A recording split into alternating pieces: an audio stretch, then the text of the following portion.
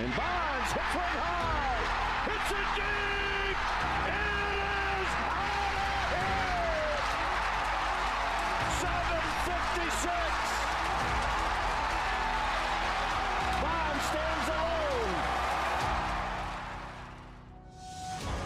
17 seconds from Game 7 or from championship number 6. Jordan, open. Chicago with the lead. Washington outside left.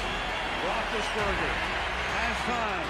Throws to the back of the end zone, and it is caught for a touchdown by Holmes. A minute remaining. And they're putting Curry in the pick and roll, trying to get him on Irving. Irving and Curry, one-on-one. Irving puts it up. It's good. Kyrie Irving from downtown. We're sending it in, Jerome. That's for damn sure. Yes. What is up, everybody? Welcome to Taproom Sports Podcast. I am your host, Jordan. Stacks on Stacks. Lads. Joined with my man, Swerving, Irving, Washington. How we doing tonight? Chilling. Shout out to the Walt Disney Comics. Yeah. Nice, dude. Like it. Shout out to everybody except for the San Diego State Aztecs. They can go fuck themselves. No, you can't say that because if Portia hear this, she not gonna like that. She's alumni from San Diego State, so you gotta tone that down, buddy. Well, if she watched that game, she would be saying the same thing because Butler, number 5 on San Diego State, commits a foul with 13 seconds left, and Arkansas is up 5. 2 free throws. Then turns the ball over the very next play. I'm sorry, they were up 4. He fouls them with 13 seconds. Black hits 2 free throws, go down 2, and then turns the ball over the very next play. Arkansas ties it, goes into overtime. Once it went into overtime, they had no fucking chance. Not to mention they blew an 8-point lead in the final 5 minutes. Just an atrocious basketball game for San Diego State there at the end. Yeah, that's horrible. Anyways, we're here to talk college football. We are being brought to you by Tavour. Make sure to go to Tavour.com or download the Tavour app straight to your mobile device and use promo code TAPROOM for $10 off your first purchase of $25 or more. That's craft beer delivered straight to your front door. You don't even have to leave your seat. With that being said, college football playoff rankings came out. Kind of went the way we thought they were going to. The only... You thought USC was going to be number 5. I told you I didn't think they were going to jump LSU. But what's your thoughts on the college football playoff rankings before we get into these games we're going to talk about? That the only hope that my bad. I'm getting the yawn out the way early. Yawning early again, dude. The only way that USC doesn't get in the playoffs if they went out is if LSU somehow, some way beats Georgia in the SEC championship, because the bias is strong, and I think no matter what, they're going to angle to keep Georgia in the playoffs, even if they lose. Unless they get blown out by LSU, then they're going to try to justify keeping them in the playoff picture. But that's if TCU doesn't lose either. Yeah, well, if LSU, that's an interesting scenario. Well, if LSU wins, they're going to have LSU, Georgia, TCU, and Ohio State, or Michigan, the winner of the Big Ten game. If TCU loses and Georgia loses, then you're going to have LSU, Georgia, Michigan, or Ohio State, and it's up in the air who the 4th team would be. Probably USC if they went out, I would assume. Yeah. Unless, for some reason, the Michigan-Ohio State game is, Ohio State wins on a last-second field goal, somehow sneak in. But even then, there's a good chance, like, if Kansas State loses in the Big 12 championship and they lose by only, 2 or 3 points, there's a good chance that they could keep a one-loss TCU team in there. Yeah, it's a lot of scenarios being played out. And then the committee came out and said that Oh, they wanted to see more from USC defense, but that's a fucking cop out because how you want to see more from a USC defense and you had a Tennessee ranked number 1 and they gave up 49 to Alabama. Yeah, I think the committee is a fucking joke, dude.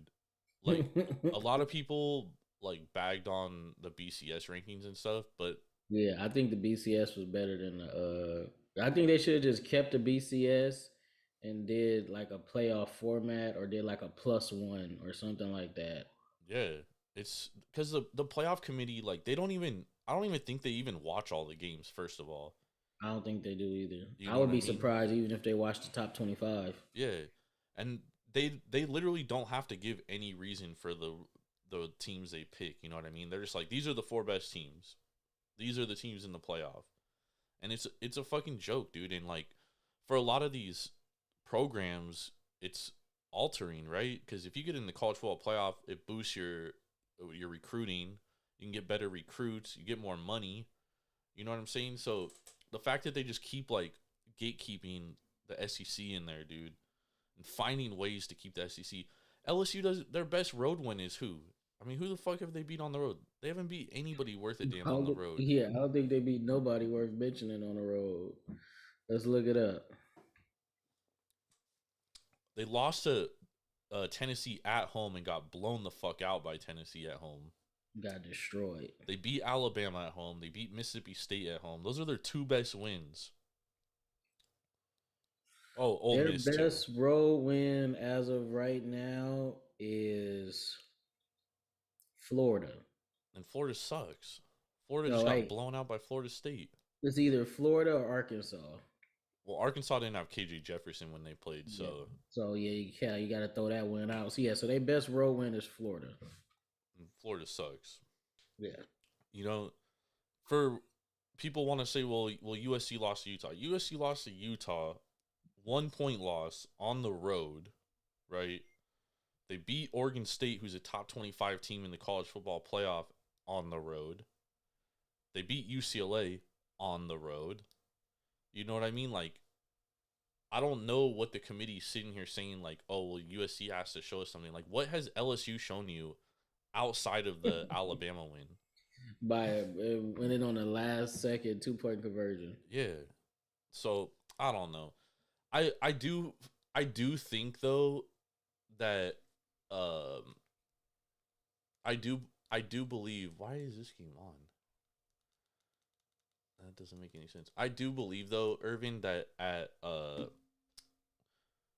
the very end, like they will put whatchamacallit in there. They will put USC in there for the simple fact that like they want the West Coast. You know what I mean? So if USC can get in there, I definitely think that they're gonna get them in there. You know what I mean? Yeah, we got to win out because we would have 3 wins versus 3 top 15 teams. Yeah, you beat Notre Dame. That's a big win.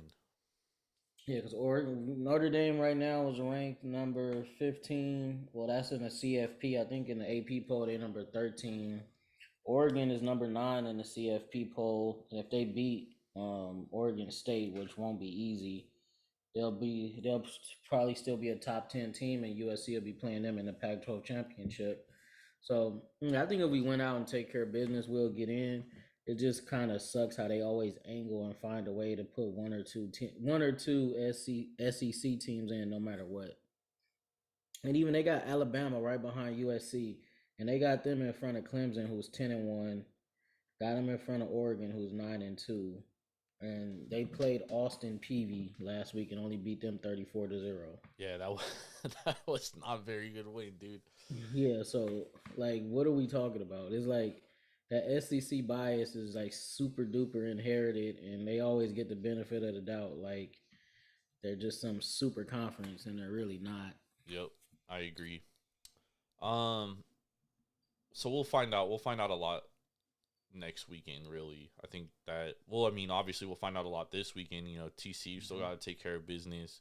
USC still got to take care of business. So we'll find out a lot. We'll find out a lot, and then we'll find out conference championships, what's really going to happen. Because I do think that if Kansas State plays TCU again, Kansas State or Texas, I mean, I think both those teams could beat TCU. Yeah, on a neutral field.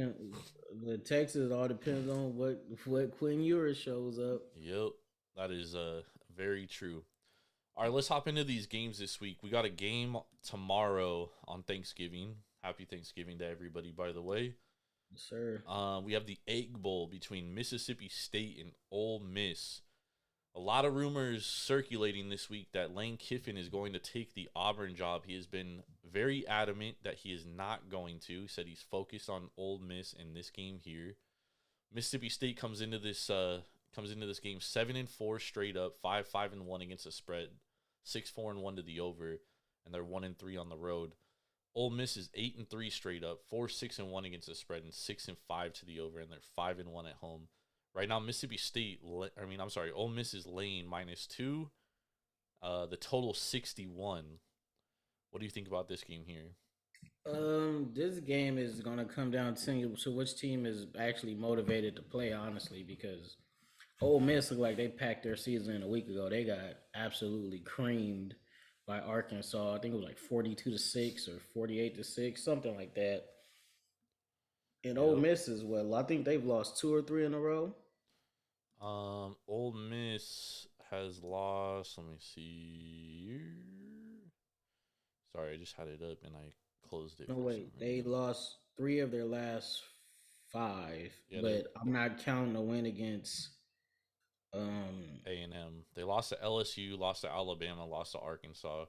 I mean, when you look at Ole Miss, dude, and who they've beaten Troy, Central Arkansas, Georgia Tech, Tulsa. They should have lost to Kentucky, to be honest. It took Will Levis getting hurt. They beat Vanderbilt, barely beat Auburn. They lost to LSU, beat Texas A&M, lost to Alabama, lost to Arkansas. I mean, they've lost to all the good teams. So, for what it's worth, I mean, you got to take that kind of into consideration. Although Mississippi State, they've been pretty underwhelming all season as well. Yeah. They could sling it, though. Will Rogers could sling it. But they've dealt with some injuries and stuff, but they've had a letdown season. So I do agree with you in the sense that, both these teams, the motivation factor, you really got to think about that. And at the same time, like, is Lane Kiffin 1 foot in and 1 foot out? Could be. He shot down the rumors saying that it was fake news and it was news to him, and then he retweeted the dude that tweeted the tweet about him, saying that he's stepping down to become the head of whatever organization. So we'll see though, because when rumors start flying about Lane Kiffin, 9 times out of 10 they're true. So we'll see how it works out. He says he's committed to Ole Miss, so that's all we can go on right now. But like I said, we've heard plenty of coaches say that over the last 5-10 years, and they end up leaving to the school that they was being reported that they was going to all along. So It's gonna be interesting. We'll see. Michael Trigg also out for the season. He will not be playing in this game. Who do you like in this game though? Ole Miss only laying 2 at home. Yeah, man, they're laying 2 at home. Honestly, if both these offenses come to play, I would pound the over at 61, because when they both own their game and playing where they up to their talent and where they're supposed to, both these offenses score over 30 points a game easily. So, and both the defenses are shaky. Like, sometimes the pass rush is there, sometimes it's not. For some reason, they secondary is always giving up big plays. That's why I would like the over, honestly, because I think it's going to be a lot of big plays in this game. And those defenses, man, the pass rush is hit or miss. If you're going to have a consistent pass rush in any conference, it's going to bite you in the ass, because you're going to give up big plays, because DBs can only guard for so long before a man gets open, and if quarterback finds him and hits him for a big play. So honestly, I would like the over if I was to bet this game, because these 2 teams are too unpredictable for me. Yeah, they are, and surprisingly, obviously Mississippi State throws it a ton. They throw it more than any other team in the country, but at the same time, like, They're in passing. They're 131st in explosiveness passing, dude, which is not good, That dude. means dink and dunk. Yeah, That they're means Lincoln. I mean, not Will Lincoln Riley. That means Mike Leach. For some reason, he's going like conservative because at Washington, at Texas Tech, it was bombs. It was bombs over Baghdad. Now, even the last couple years at Washington State, it ain't the same. So we'll see how that goes. yeah. I mean, I think there is definitely an adjustment period for him in the SEC because I mean, when he took over that Mississippi State program, there wasn't a lot of talent, right? And this year they have a lot of experience, but I still think that like when you compare them to other SEC programs, like they're not as physical or dominant athletically, if that makes any sense. Because like when he played other non-conference teams, like when he played Memphis, they beat the dog shit out of Memphis. They smacked Arizona. And then they played LSU, and they lose to LSU.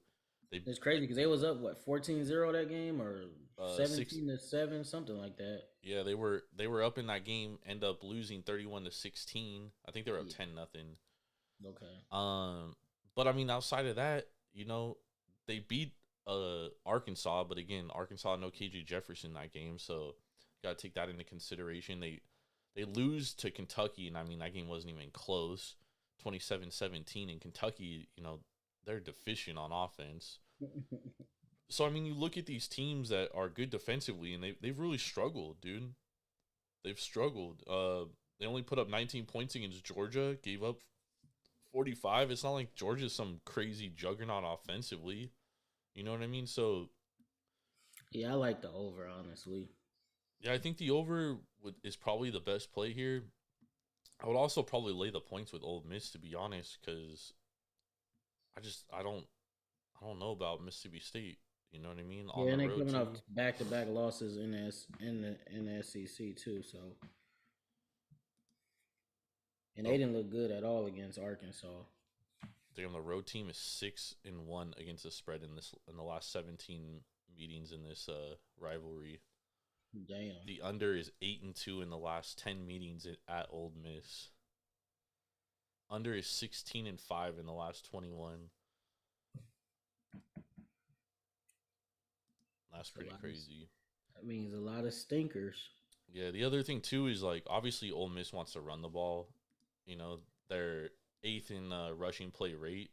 They're 9th in predicted points added into rushing, and they're 13th in explosiveness. So, they're probably gonna want to run the ball a little bit more. And Mississippi State not very good against the run. They're 74th in predicted points added against the run and 95th in explosiveness against the run. So I actually like Ole Miss here. I don't know why it's only 2 points, dude. That doesn't make any sense to me. Like this should be more. Yeah. Other than the fact they're coming off, losing 3 of their last 4. Damn, the way you said they run the ball, that's gonna slow the game down. So the under might have a shot. Yeah, but if they get explosive runs, you know what I Then mean? yeah, it'll be no under's gonna get killed. So yeah, I think if I had to put my money on it, it's either the over.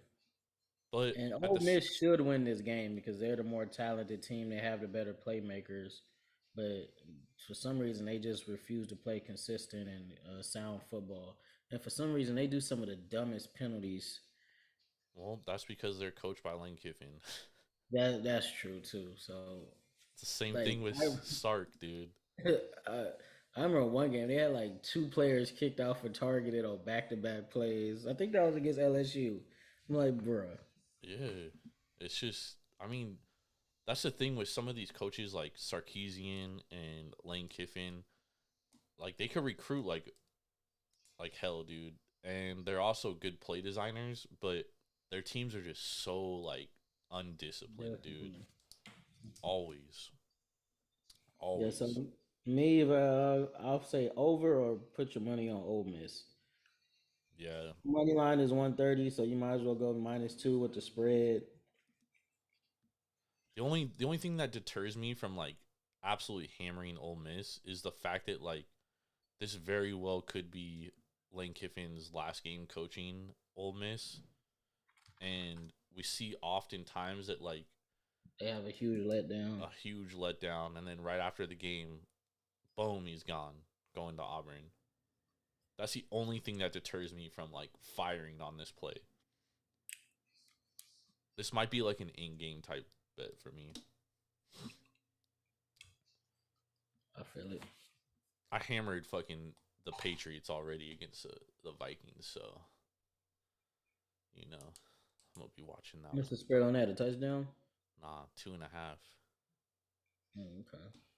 All right, let's move on to our next game. We got the Cincinnati Bearcats facing the Tulane Green Wave.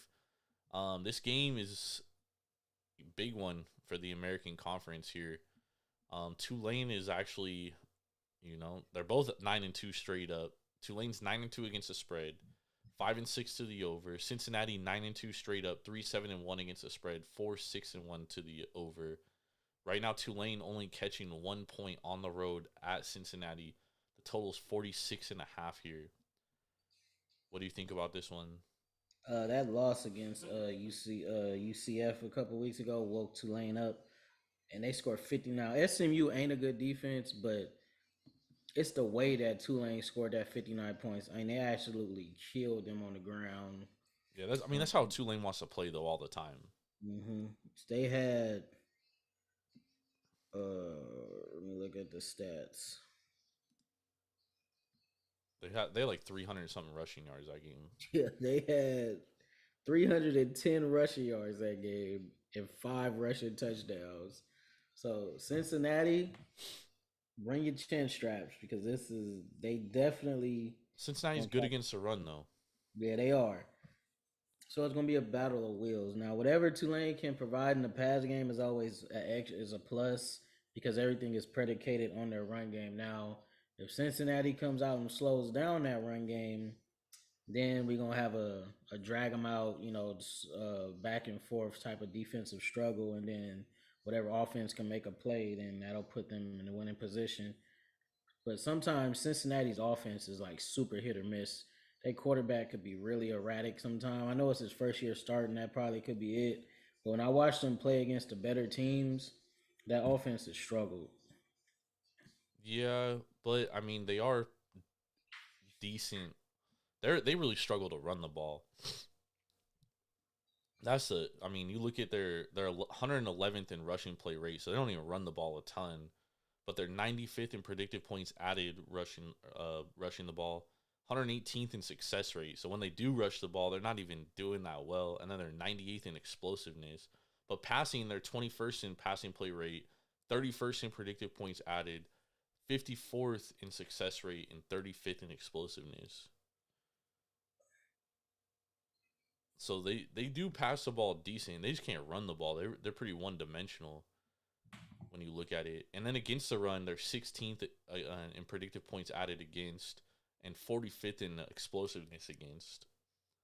They're also good against the pass for what it's worth, too. I mean, this is a good defensive team. Obviously, it's what you would expect from a Luke Fickell team. You know what I mean? They just held Temple to 3 points. Temple's garbage, but they held a good East Carolina offense. I mean, they held them down to only 25 points. Held Navy to 10 points. If Ben Bryant could be accurate and consistent, then they have a good shot at winning. But if he's not making plays, I think the under is the way to go in this game. Yeah, because over under is 46. So the way I look, unless one team just had a real bad day on defense. Because Tulane's hella good at defense too, dude. Exactly. So I could see this being like a 2017 type game or 24-17. Because over under is 46. So that means they don't expect a whole bunch of points to be scored in this game. What's the weather like? Each defense only gives up basically 20 points a game, and the weather is going to be 51 degrees, and it's at Nippert Stadium, so it's in Cincinnati. Damn, dude, it's gonna be 51 in November in Cincy. Yeah, damn, that's some nice weather right there. Yeah, I like the under, dude. I think the under is a play here. Yeah, it's either the under or, man, last time I bet Tulane in a big game, they let me down against UCF, but the money line is both 110, so Trying There's to no difference between the spread and the money line because the spread is probably 110 too if you go +1 or -1. I'm trying to pull up the line movement, so because I think this one opened at like 3 and got bet down to 1. Let me see here. Trying to find it. Where are we at? Cincinnati and Tulane. Oh, this game's on Friday. That's why I'm looking at Yeah, it's on Saturday. Friday. This game, yeah, it opened Cincinnati lane 3. It's been bet down to 1, so a lot of money coming in on Tulane. So I mean, And Cincinnati is undefeated at home. I wanted to make sure.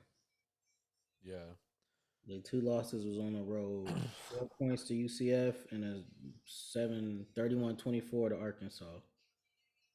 and Brian is also he's questionable with a foot injury. He didn't finish the game last game. Hmm. This Yeah. is a tough Yeah. one. I'll say take that under. Fickle's kid's gonna miss the game.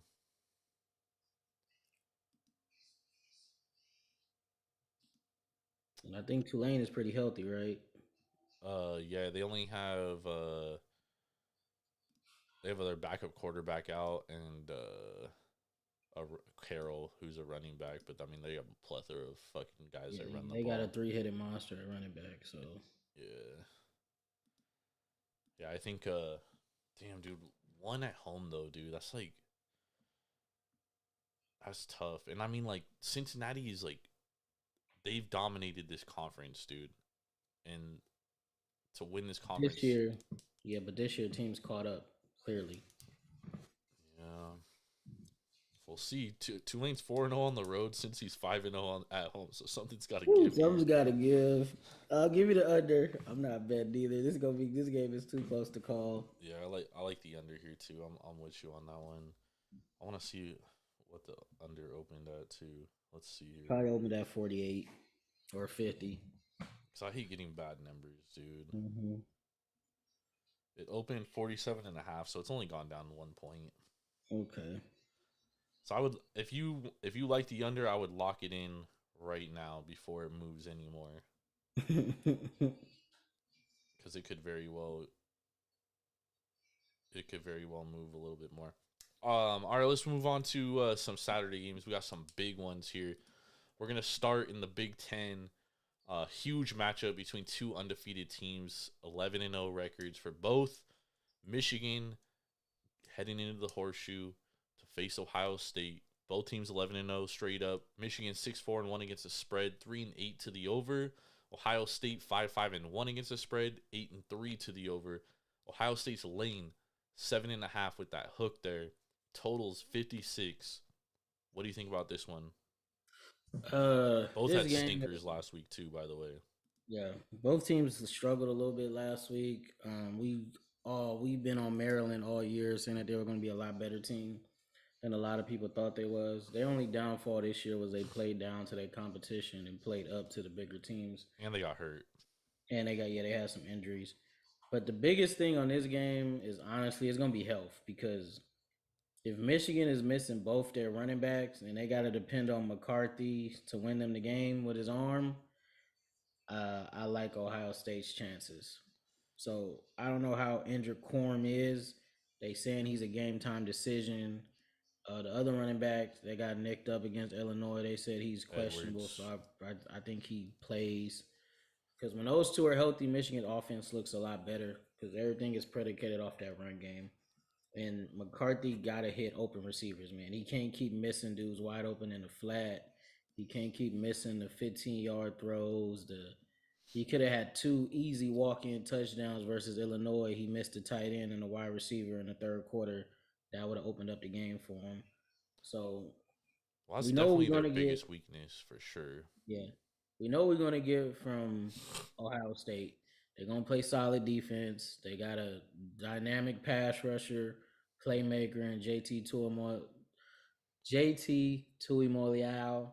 I wish he was at SC, but another one that got away. Yep. So, yeah, these are 2 of the better offensive lines in college football. So, whatever pass rush you can get, whatever pressure you can get on these quarterbacks is going to be a plus. But honestly, outside of Marvin Harrison Jr., Ohio State wide receivers got to step up, bro, because you're not going to be able to beat them. If Michigan is healthy, you're not going to be able to beat them with just Marvin Harrison Jr. going off. Emeka Ibuka, Jackson Smith, and Jimba, if he's healthy enough. He's not playing. Oh, if he's not playing, then yeah, Fleming, Emeka Ibuka, and the tight ends, they got to step up and give CJ some more weapons. I mean, some more targets outside of Marvin Harrison Jr. because Michigan is going to key in on him because they know he's the playmaker right now and playing like the best wide receiver in college football. So they're going to do their best to try to limit him and take him out the game. So that's going to open up stuff for the other people on the offense. And also, you got to look out for those running backs. If they healthy, then that's another good thing too because Ohio State's running backs are a little banged up too. Williams and Travion Henderson are a little banged up too. Williams, yeah, he's questionable. Henderson says he should play. It just says he's bothered by a lower body injury. Okay. Yeah, no, I tend to agree with you.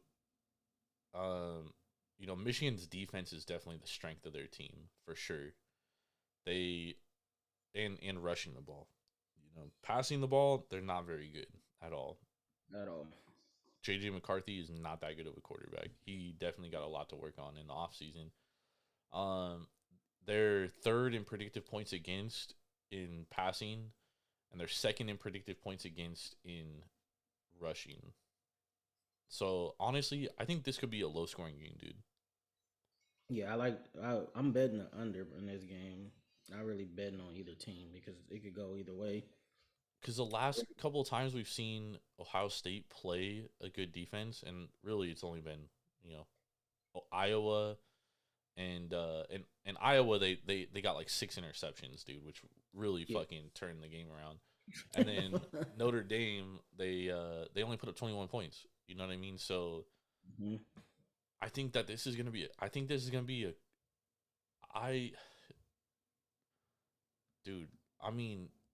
it's tough for me to take points on Michigan in this game plus 7.5 because number one, Ohio State has revenge on their mind. They've been looking forward to this game all fucking year. For a whole calendar year, they've circled this game. True. And then number two, I just don't trust JJ McCarthy to make enough plays to put up enough points, especially with Blake Corum hurt. And it's not like Ohio State is a bad defense. I mean, they're 4th in predictive points against in rushing the ball. And they're 12th against the pass. I mean, this is a great defense in its own right. I mean, this could very well be like a 21-7 game. Yeah, I don't think these offenses is gonna have their way with either defense. And I do see this game being like you said, 21-14, 24-17. I highly doubt this game gets into the 30s. Yeah. Unless it's just like a 31-17 win for Ohio State or Michigan. Yeah. But I'm more comfortable picking Ohio State to get into the 30s than Michigan. Yeah, I agree. I tend to lean on the under here. I think it's 57 and it hasn't been bet down. I think it opened at 58. Yeah, and 67% of the money's on the over. 53% of the tickets are on the over right now. Yeah, I mean, I just don't think there's gonna be a ton of points scored here. And for my Caleb Williams to win the Heisman ticket, I need CJ Stroud to struggle a little bit, dude. Well, he only threw for 76 yards versus Northwestern. Yeah, I mean, right now Caleb is he's the favorite right now, but I mean, there's no guarantee he's gonna win. Yeah, there's no guarantee. He just gotta have his last 2 games. He got to play like he's been playing the last 5, and he'll be all right or somewhere close to it. Yep. All right, let's move into our next game, which is rightfully so. Hold on. So we both lean Ohio State here, but we both like the under. Yeah. Nice. All right, let's move on to USC versus Notre Dame. Notre Dame heading to the Coliseum at Southern California in downtown Los Angeles. They are catching 5.5 points. USC laying 5.5. The total 64.5. On the money line, USC minus 215. What do you think about this one? This is going to come down. It could look a lot like the Oregon State game for USC, but the difference in that game is that USC was on the road and they was pumping in crowd noise like no other. Yeah. Because it did not sound like it was 25,000 people in that stadium. It sounded more like it was like 75, 80,000 people. Yep. So being at home is going to help USC. This is going to be probably the best passing defense they've played all year because I think their pass defense is rated higher than Oregon State's. But this is the first time that Notre Dame is going to face an offense that's 8, 9 deep at wide receiver, 3 deep at running back. They all have talent. And I'm confident in saying that they're playing against the best quarterback in college football. So it's going to be it's not going to be easy for Notre Dame, and it's not. I'm not just saying USC is going to go out there and just put up 45 points on them, but I do trust USC's offense way more than I trust Notre Dame's offense against our defense because is a lot of people say our defense is bad. They give up too much in the run game, but when they're playing, they give up points. But when they're playing against highly ranked opponents or a good opponent, they rise to the level of that opponent. And they do come up with stops, and they don't get ran completely over. It's just I'm trying to find the line movement here. For some reason, I can't find this fucking game. I think it opened at 5.5. I think it stayed. I think it might have opened at 7, maybe 6. But I know right now it's either at 5 or 5.5. Well, I think on like this week it opened 5.5, but over the summer, I'm pretty sure USC was a dog in this game. Yeah, they was a dog. I remember you was talking about it when we did the previews. Oh, USC was over the summer. They were minus 2.5. Minus 2.5. No, we was a dog against Utah. Big dog against Utah. They were an 11-point dog. We opened over the summer. Yeah. This one in the summer minus 2.5. So and now we're sitting at 10-1. 5.5 now. 5.5. So it makes sense. Now, what USC does have to do on defense, they got to find a way to limit his name Michael Mayer or the quarterback. No, the tight end. The quarterback is horrible, but Michael Mayer. Yeah, Michael Mayer. That dude is probably I'm confident saying he's the best tight end in college football right now. And, over Brock Bowers? That's tough. Dude. Nah, he's a better blocker. Well, he's the best complete tight end in college football. Nah, he's not better in the passing game than Brock Bowers. I forgot about Brock Bowers, but he can have that kind of impact that Kincaid had against USC, the tight end from Utah. They shut Bobo down though pretty well. Yeah, they gonna have to. They definitely gonna have to key in on him and don't let him get off. But Notre Dame's whole offense is predicated on those 3 running backs. If USC could stifle that and get them in the 2nd and 8, 2nd and 9, 2nd and 10s, and 3rd and longs, I feel confident that this defense could take advantage of Notre Dame enough to get an offense that cushion that they would need and ride out probably a touchdown, a 10-point win. It could come down to a field goal. Just let me know. I don't see USC. They could lose because the defense could have a damn bad day, and Notre Dame could get the lead and limit the possessions. But I don't think that's going to happen with the way Caleb Williams is playing right now. The one thing USC does have to do, they have to start fast. They can't start slow. These next 2 games, we got to start fast and play consistent the whole 60 minutes. I think like the crazy thing about Notre Dame is like they're not really good at anything offensively. Like they're not good at passing. They're not really good at rushing the ball either, surprisingly. But what they do is they don't turn the ball over very much. And, they play good defense. They play hella solid defense. They're not that great at stopping the run, but they are good against the pass. But again, they have, other than CJ Stroud, they really haven't played a quarterback like Caleb Williams at all. And I mean, they barely beat Stanford. They only won by 2 points. They lost to Marshall. They only beat Cal by 7 points. And they should have lost that game. Yep. So I definitely think USC wins this game, but 5.5 is a lot of points to lay, dude, in a rivalry game. Especially when USC like they tend to you know, play play with their food sometimes in games. You know what I mean? And like we make some of the dumbest mistakes sometimes, dude. Yeah, especially on offense with the illegal procedures and the false starts. And Like, then that block in the back was horrible by Brendan Rice against UCLA. That almost cost us points too. So yep, no, that wasn't a block in the. Was that a block in the? Oh yeah, it was a block in the back. yeah, yep. And then also on top of that, like we let Cal come back. We were up by like 3 touchdowns. Let him come back within one score. Yeah, and then we let them get an onside kick too. That I don't think that. I think honestly that was a wake up call for them because they've been playing way better defense since then. Yeah, and we do Now, get turnovers, and hopefully that interception by Corey Foreman, hopefully that fucking sparks something in that kid yeah, hopefully I think it will. because Plays he's like way too that. talented, bro. Yeah, plays like that could make that light bulb pop on in your head. So, and he's been in crunch time. They've been trusting him. He's been out there, so I think he's gained more trust from the coaches, and hopefully that just leads to him just showing up and showing out for the rest of the year and going forward for the rest of his career at SC. So, I'm looking forward to it. The total in this game 64.5, dude. Yeah, I don't think that many points is scored.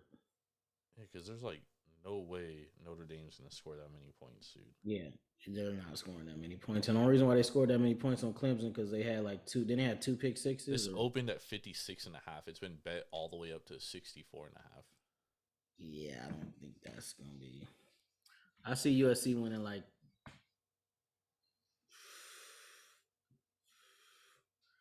max 35 to like 21 or 35 to 20, something like that. I don't see Notre Dame. I don't see Notre Dame scoring over 24 points, honestly, because that offense is just not good. Yeah, if I think if you like Notre Dame to cover this game, then you probably like the under two. If you like USC to cover, then you probably like the under two. I just don't see this going over 64, dude. It's not because Notre Dame offense cannot score that much. Yeah, I do not like the don't like it, dude. Do not like that over under at all. And I lean USC, but I don't bet. I only take USC money line if it's a close game, but I'm not laying 200 on here. All right, let's move into our last game. So we both lean USC. We both lean the under. We're taking unders in all these fucking games, Yeah. pretty much, except for Ole Miss, Mississippi State. We kind of like the over a little bit. All right, let's move on to our last game here. We got Oregon versus Oregon. Oregon heading into Oregon State, Reser Stadium in Corvallis, Oregon. Oregon's laying 3 on the road. Oregon State catching the 3. Oregon is 9-2 straight up, 8-3 against the spread, 6-5 to the over, and they're 4-0 on the road. Oregon State's 8-3 straight up, 9-2 against the spread, and they're 4-1 at home. They're only lost to USC. What do you think about this one here? Honestly, this game is going to come down to two things: Bo Nick's health and how does he play against Oregon. Because Oregon State now, Oregon State has a decent pass rush, but you know their bread and butter is that secondary. That secondary opens up a lot for that defense because they could clamp you up, they could strap you up. Yep.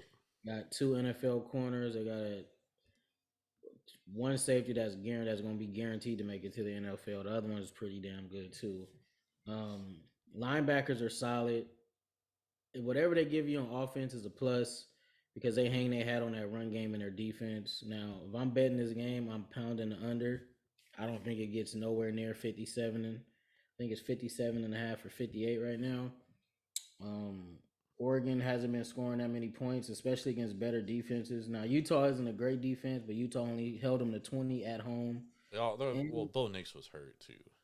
Yeah, but at the end of the day, he was on the field, so and he's not that great of an intermediate passer anyway. His best weapons is over the middle of the field and the deep routes. So he ain't gonna be doing that against Oregon. Oregon doesn't give up a ton of big plays at all. So They best bet is to try to expose the linebackers and attack the middle of the field and use that run game. But we haven't seen Oregon on the road against in an actual road environment. So this is gonna be like their first big test on the road at the end of the season too. Yeah, I think that's a great point actually. Like all their good games have been at home. You know what I mean? Like you look at who they played on. Well, they did go or no, they went to Stanford or no. Yeah, where they at? No, that was at Oregon too. No, I think there was no. I think there was at Stanford, but Stanford ain't no home field advantage. No, they were in Oregon for that one. Oh, okay. They played Washington State on the road, and they barely won that 44-41. They probably should have lost that one. Yeah, Washington was up 16 with like 6 minutes left. They shouldn't have lost that damn game. They played Arizona in Arizona, Cal at Berkeley, and they played Colorado on the road. So this definitely is their first road test, dude. That is in the not last a lie. game of the year. So that just lets you know how how they took advantage of that schedule. Yeah, I agree. I like Oregon State here plus the points, dude. I'm with you, dude. I think that we don't know Bo Nix's health completely, and Oregon State is great against the pass. As you mentioned, they have two NFL type cornerbacks. They're eighth in predicted points against in passing, dude. Top 10 in the country, right? So I'm with you. Ninth in explosiveness. I think that they can hold. I think this is going to be a close game, and I think it comes down to a field goal at the end of the day. So I'm going to take the home team with the points. It's that simple. And Oregon has not been tested on the road. This is their first big road game, dude, other than Georgia, which wasn't even a true road game. And they got fucking dog walked. So give me the Beavs. Give me the Beavers. Or Beavers this weekend, dude. But I would rather, for college football playoff purposes, I would rather USC play Oregon than any other team, unless it's they more likely gonna be if they win, they're gonna be the highest ranked team. Except if we play Utah, because then that's a revenge spot. It's a revenge game. So we'll see. Oregon could still win and not cover though. So I like Oregon State plus the 3 points. Nice. Let's go, y'all. All right, let's get some best bets before we get out of here. What do you like, Irv? My two best bets will be the under for Tulane and Cincinnati. What was it? It was 54.5, right? 46. No, it was more than that. Oh, yeah, it was 46. You're right. And I'm going to do the under for Michigan versus Ohio State, too. That was 54.5, right? 56? Yeah, under 56. All right, I'm going to go with... I'm going to take Oregon State plus 3. And we're going to go... Where are we going for this second one? Let's go... Let's go with USC Notre Dame under 64.5. Okay. Under 64.5. I just don't think Notre Dame can score enough, dude. I definitely don't.